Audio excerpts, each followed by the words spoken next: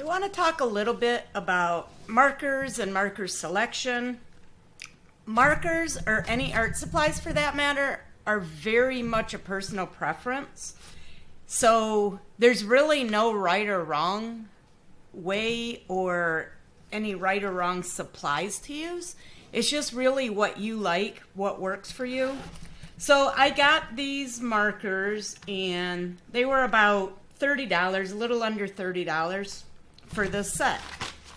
So if you can see these 80-piece touch markers. One thing I look for in my markers is the way that the tips are. And I like that these have the bullet tip, the finer tip, and then it also has a broad tip. But I like that it has a chisel tip because it's easier to use. The reason I bought these specific markers, one is that it came in an 80-piece kit, 80-piece set. So there are, if you can see this, lots of different colors. Let's see, let's get that in here. All kinds of different colors in there, a lot of different blues, a lot of different pinks. And these are touch markers, but these were pretty inexpensive for 80 markers. They were less than $30. My favorite markers that I've used are these touch markers that I bought several years ago, probably at least like maybe 10 years now. And these are touch markers. And these are touch markers.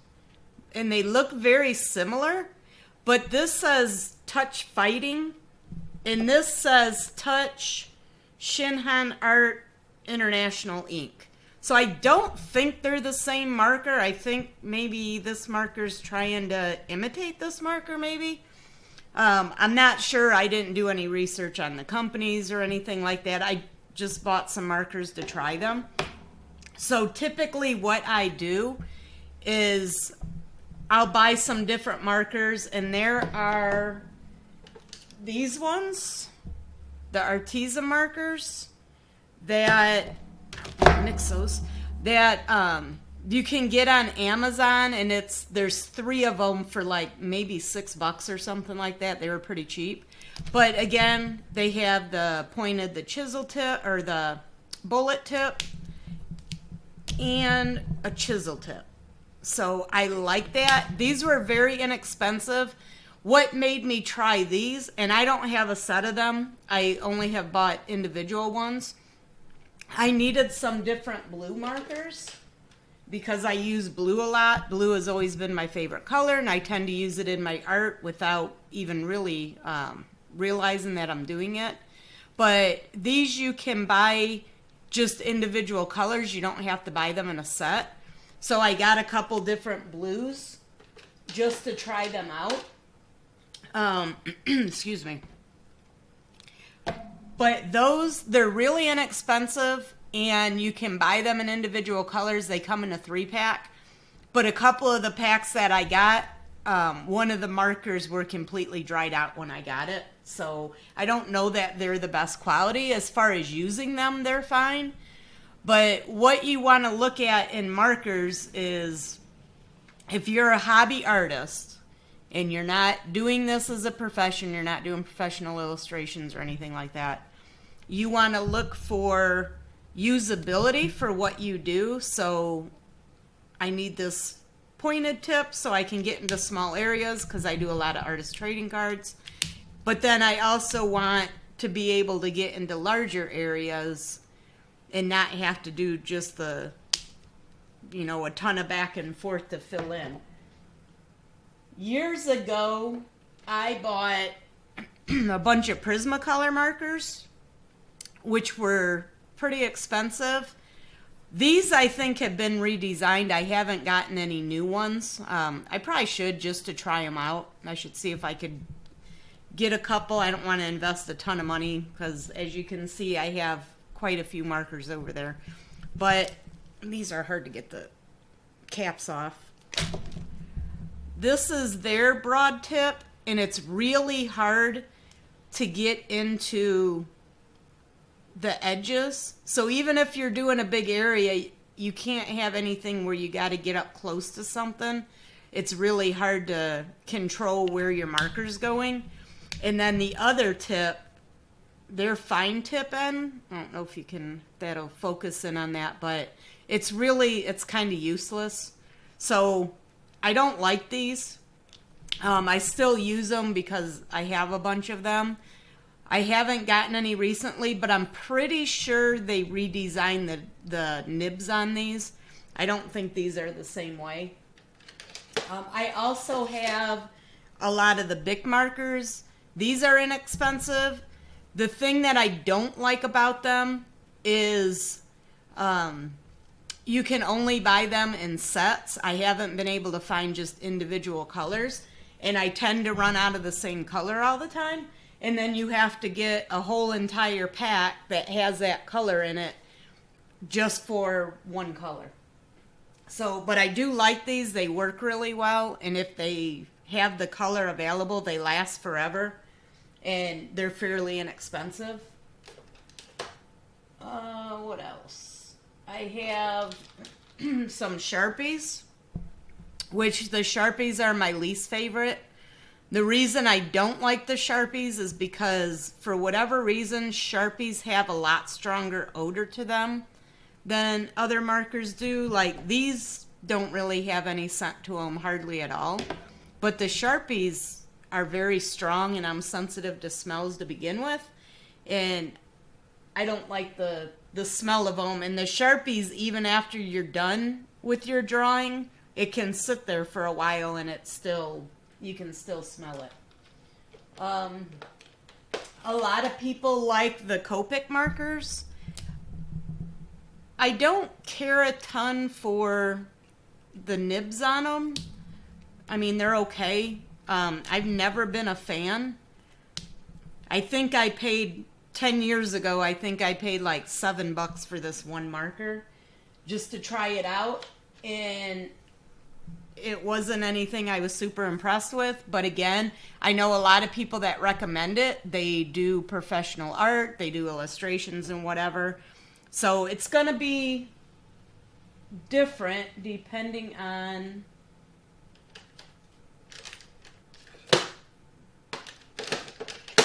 sorry about that. Depending on what you're using your markers for. So I do my art just as a hobby. I do it because it relaxes me. I enjoy it. I do it for my own personal satisfaction. So I don't care about having super high quality markers. I don't care about, being able to like have them last for years and years and years. I'm not selling any of my artwork.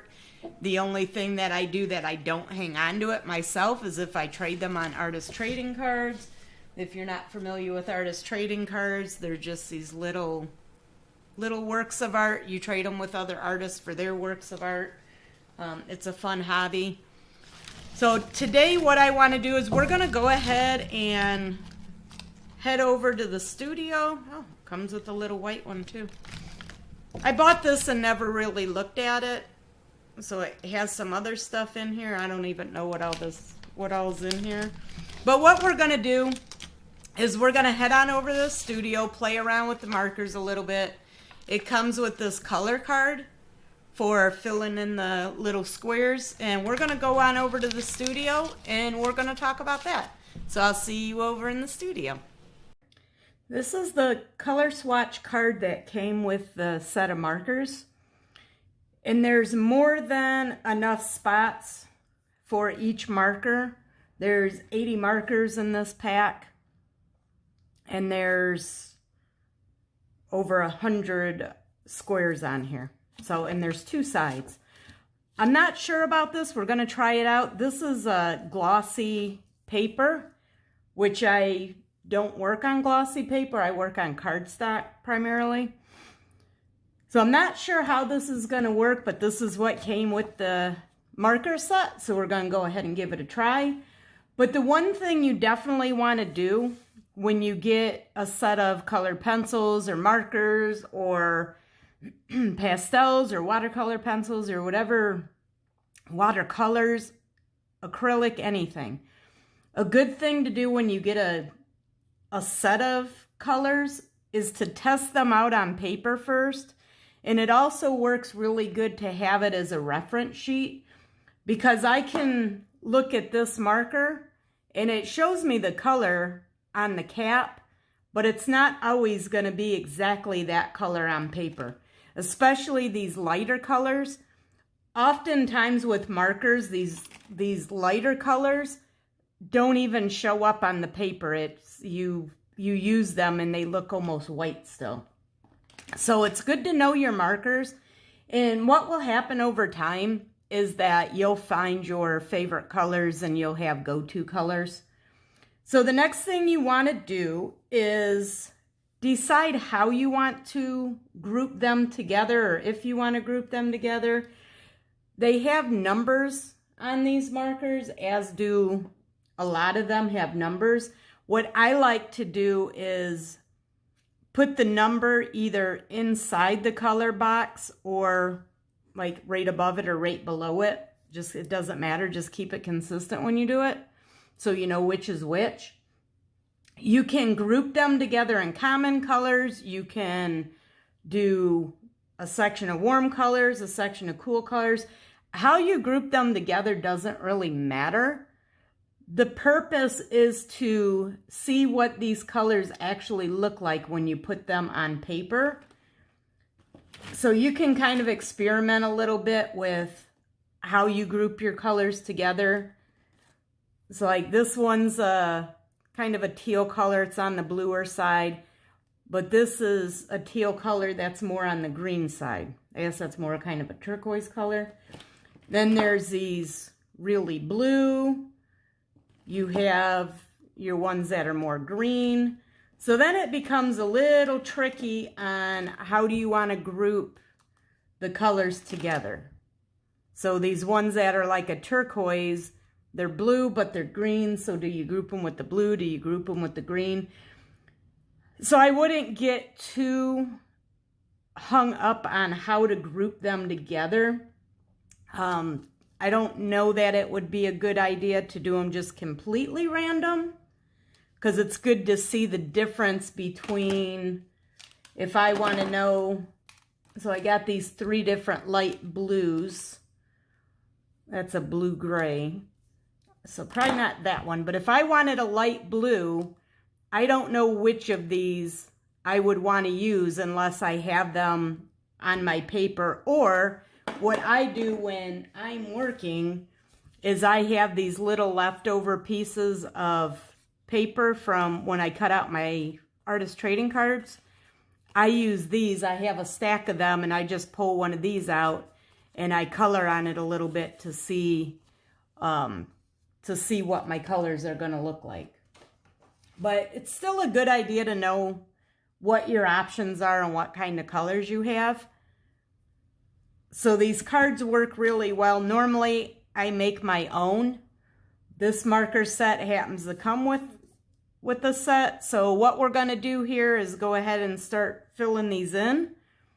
And we're going to see how this glossy paper works with the markers. Like I said, I've never used markers on glossy paper. I know people who do. I don't know about these particular markers, but I do know people who do their drawings on a glossy paper. So we're going to give this a try, and if it doesn't work, then we'll just make our own, or we'll go ahead and work through this and see what happens. I decided I'm going to go ahead and start with the gray spectrum. And the one thing I see about these markers is the darkest color, the closest thing to black, is a number 9 cool gray. There's not actually a black, which is a little strange. It does come with this small marker. I don't really even know what this is. It's more of an outliner than a marker, so I don't think this would work very well for filling in areas of black. It comes with this black and white, but it doesn't actually come with a black marker, which is a bit strange. So what I did was I sorted out all the grays. I put them in order, or I put them in some kind of an order. Usually your grays will have numbers on them for how dark they are, and the smaller number will get lighter. So these are green gray, and they're labeled GG5 and then GG3. So your 3 will be lighter than the 5. Same thing here with the blue gray. There's a 5 and there's a 3. So I sorted them out by darkest to lightest, and then I kind of grouped them together, the blue gray, the green gray. But then there's also, this one has warm gray, and there's a 3, a 5, and a 9 in the warm gray. And then there's also this brown gray. So I'm going to go ahead and use all of these, even though some of these I don't think are going to look very gray. They're probably going to look more like their color. But I'm going to go ahead and group those together and then start filling this in. So I'm going to start with my darkest color, which is the 9. And I'm going to use the chisel point and just fill this block in. I'm not going to worry too much about trying to make it perfect. We really just want to get an idea of what this color looks like. Then I'm going to go to the next one, which is one step lighter from my color choices. Fill that one in. That one's quite a bit lighter, which is surprising. Typically they're not.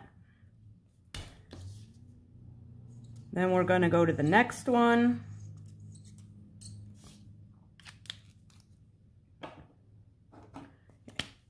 And literally just keep working through. You can hear them squeaking on the shiny paper. And I'm just going to fill all these in. These are going to get, the way I have them grouped together, and this is where it's really just a personal preference.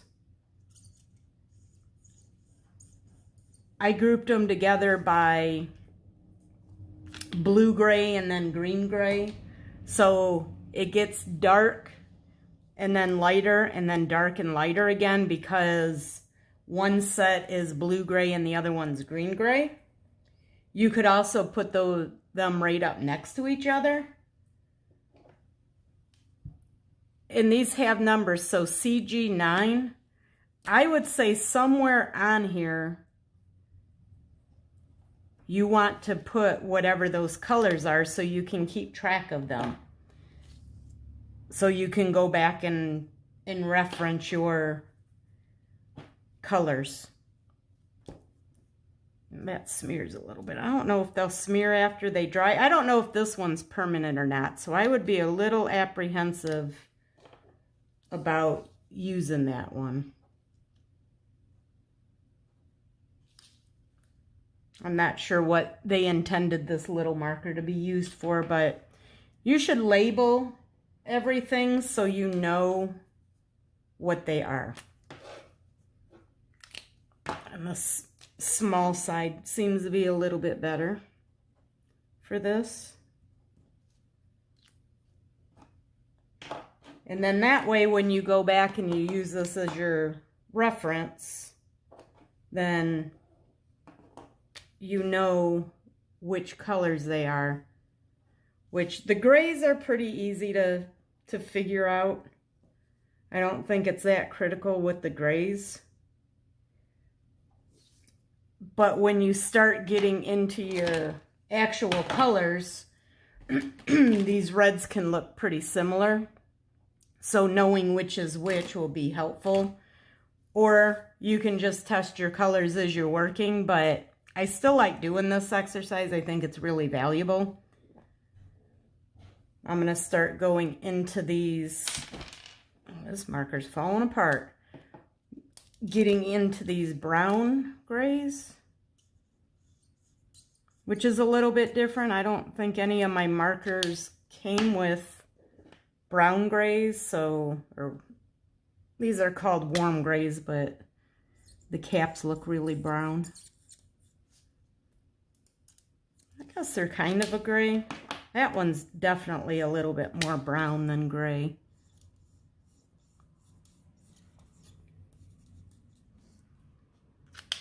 I did not do those in the order I wanted to. And that's the other thing why I don't worry too much about stressing out about things being perfect, because it seems like no matter how careful you are about things, something always ends up getting messed up along the way. And then if you're stressed out about everything being perfect all the time, then it makes you more upset that things didn't work out quite right. So for instance, over here, I did the darker to the lighter, and here I went light to dark. Does it matter? Nope, not a bit. It really doesn't.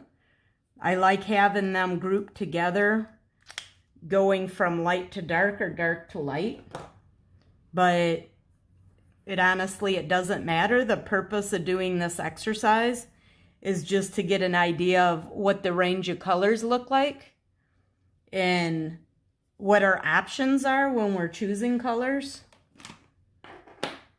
and being super uptight about things and stressing out about everything just takes the enjoyment out of what you're doing. And if you have seen any of my other videos, you know I talk a lot about doing art for enjoyment. And if you're doing art for just your own personal enjoyment, then you want to avoid getting stressed about things, especially when they don't really matter.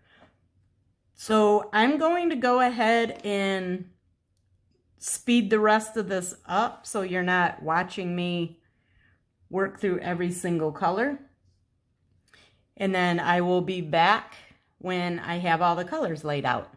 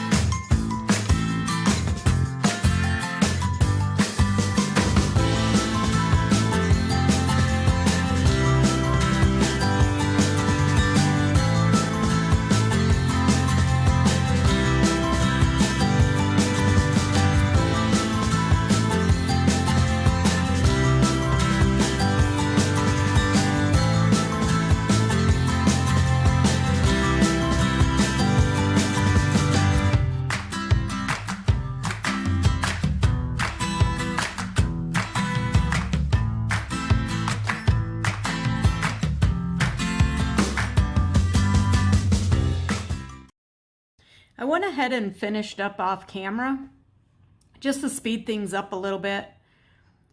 So as you can see, these could have been arranged a little bit better. They could have been grouped together a little bit better, but the point here is to see what each color looks like and what ranges of colors that you have and what they look like when you put them on paper.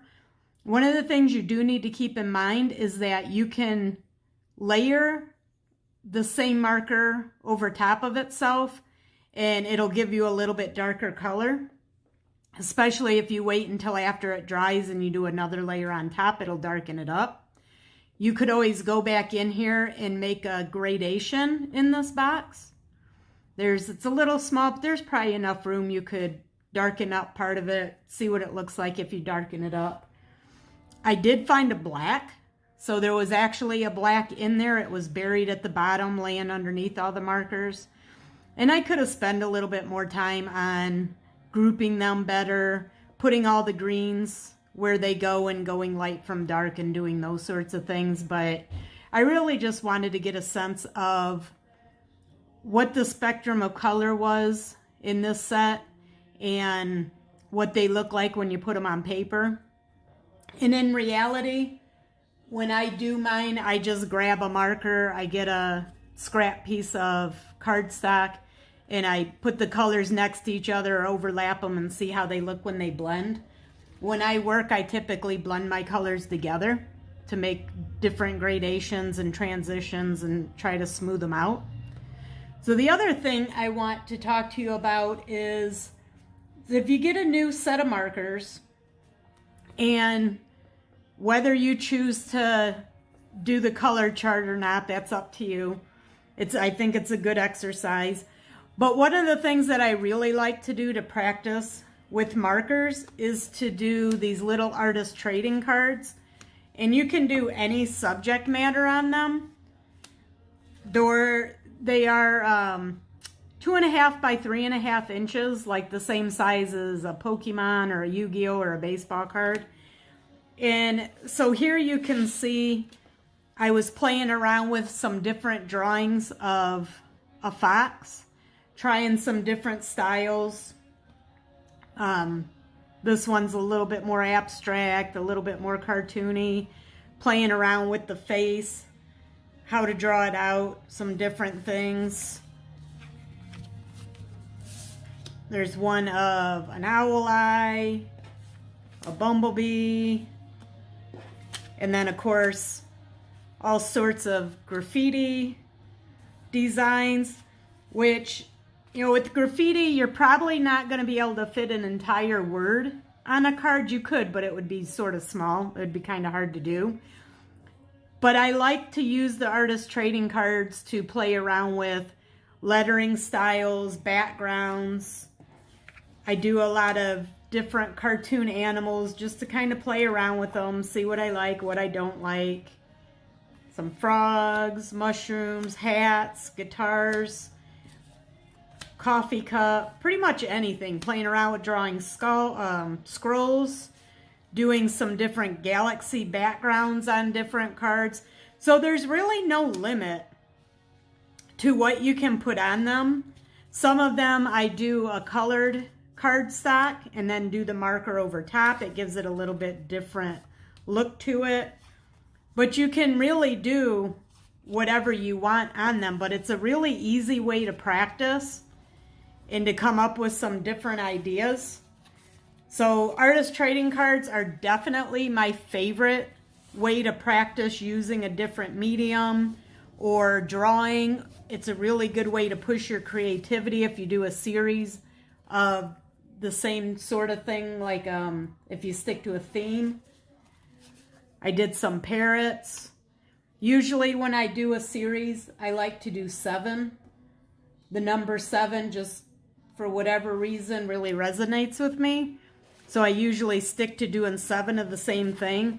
And I notice for me that by the 3rd or 4th drawing, I really start feeling a shift in my creativity.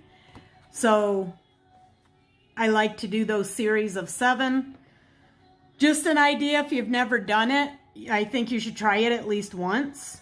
Whether you do them on artist trading cards to save yourself some time, or full like in a sketch pad or on some cardstock. Another thing I've been doing for my graffiti drawings is to take a full sheet of cardstock and cut it down smaller to save a little bit of time. Doing a full page these days is a little difficult for me to fit in, but I like to find ways to save a little bit of time, get a little bit more repetition in, some variation, try new things, push my creativity.